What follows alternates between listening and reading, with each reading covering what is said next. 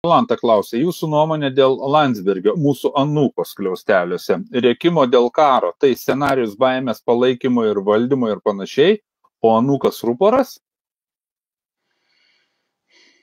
Nu, aš nežinau, kiek jis, neturiu jokių duomenų, kiek jisai tiesiogiai savo iniciatyvą rodo ir kiek jisai tiesiogiai vykdo nurodymus.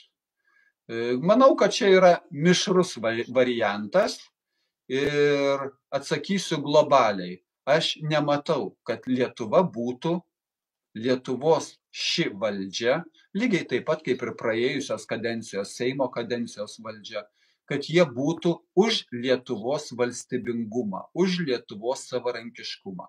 Jie yra už tai, kad Lietuva būtų valdoma iš užsienio, nes jiems taip patogiau ir geriau.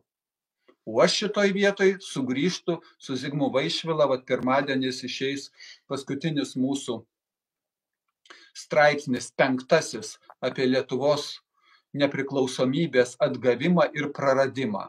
Aš esu už tai, ką pasakė Lietuvos tarybų socialistinės respublikos aukščiausioji taryba, kuri paskelbė kovo 11, kad Lietuva yra nepriklausoma. Tai Lietuvos TSRS aukščiausioji taryba. Ką jinai paskelbė?